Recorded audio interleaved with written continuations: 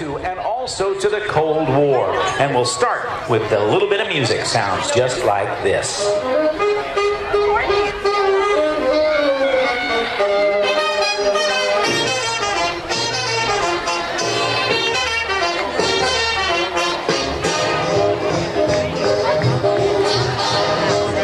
That's the sound of the Glenn Miller Band as we look to the left, and one of over 12,000 heavy bombers known as the Boeing B-17 Flying Fortress. And let's watch them. They're dropping watermelons. It's a watermelon bombing run right here. You can see them come out of there. They were responsible for bombing targets all over Europe and in the Pacific. Following on now, the C-47. I believe this is flown today by Jim Vosell. In formation is Dan Damio in the P-40 Warhawk to the outside, and inside from Warbirds over Long Island, Chris Marinascus. Also flying through here is the F-4U Corsair, closest to us, and then in formation farther out, two North American SNJ or Texan trainers. They were known by the United States Navy as the SNJ trainer, SN for naval trainer, and J for the manufacturer, North American Aviation. Now, why the J? Because it was built, and about 1,100 remain flyable today, about 1%. Known as the Dakota, it was flown by the United States Navy and the Army Air Force. And if you look on the side of the aircraft, you see those black and white stripes. Those were known as invasion stripes, and they were painted on the wings and tail of all Allied aircraft as they prepared for the D-Day invasion on June 6, 1944, when German positions on the French coast of Normandy were attacked. The B-17 Flying Fortress.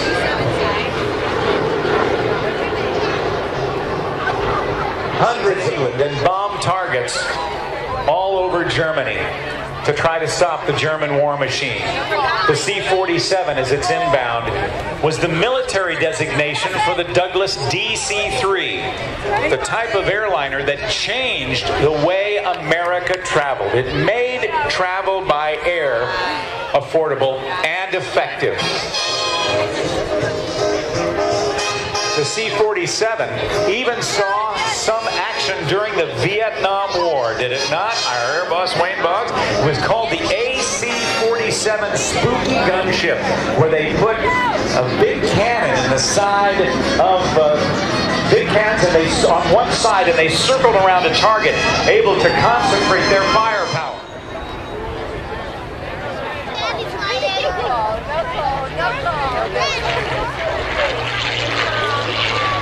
That P-40 Warhawk is powered by a liquid-cooled 4 radial engines. Listen to the difference in sound.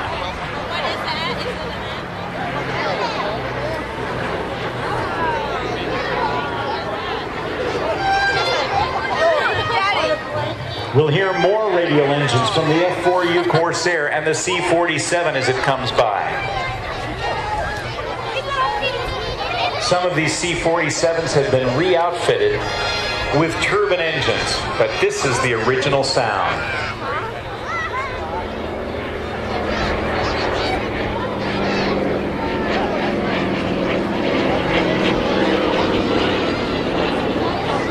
Followed by the T-6 American.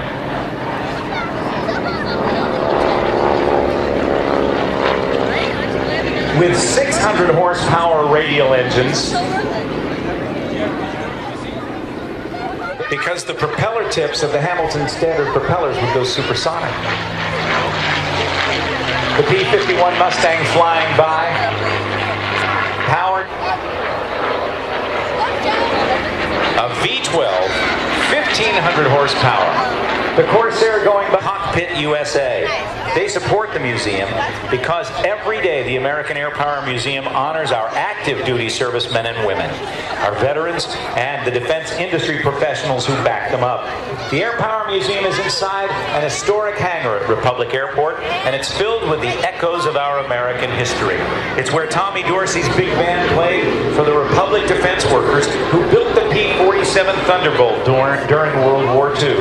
And the museum's control tower allows visitors to get a great view of their fighters on takeoff. It is unique in the nation and has a powerful story to tell. It's located off New Highway in Farmingdale, and we hope you'll visit them this weekend and throughout the year. It is where history flies. The C-47 flying today is a genuine D-Day. The American Airpower Museum offers a D-Day flight experience program that puts you in uniform next to reenactors, loaded down with gear and ready to kick down the door of the Third Reich. You don't jump out over merit, but you understand what it took to be a member of the airborne forces that were first in at Normandy on June 6th of 1944. These flight experiences are available if you contact the museum's website, AmericanAirpowerMuseum.com. Or better yet, just go there and sign up. From Warbirds over Long Island. It's a sister organization of the American Airpower Museum at Republic Airport. Chris Baranaskas is at the controls of the P-51 this morning, or this afternoon I should say, where he flies it in tribute. And today Chris continues that mission over Long Island. We thank him and his family for what they've accomplished upon behalf of our American heritage. And we tip our hat to Bob every time we hear the sound of that Mustang's Mighty Merlin. Now, if you think you're getting heartburn at the pump with the cost of gas going up this summer, try fueling these World War II fighters. It takes a special passion for Chris Baranaskas to fuel, fly, and maintain the mighty Mustang so you can look up and appreciate this fighter as an American icon of courage and sacrifice.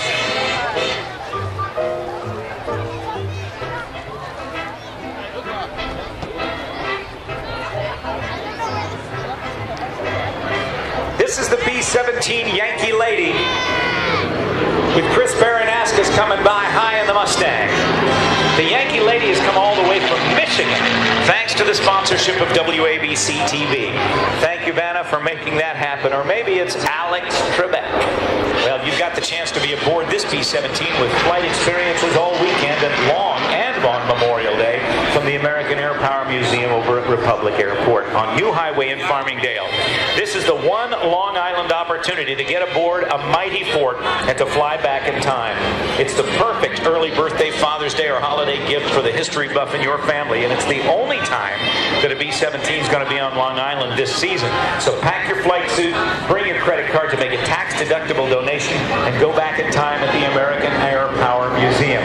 Gotta tell you, flying aboard a B-17 is a very, very unique and exciting experience. There is something about the sound, the feel, the smell, and the sight of being inside one of these airplanes in flight that is just indescribable. School kids who come to the American Airpower Museum know this P-40 Warhawk as the plane with teeth, designed and built in upstate New York by Long Islanders, helping to keep the colors alive. There are other aircraft that didn't fly today. Now, ladies and gentlemen, here's a chance to get a great picture of this B-17. Norm Ellickson and his crew at the controls. The Yankee Lady from the Yankee Air Museum at Ypsilanti, Michigan. An airfield that...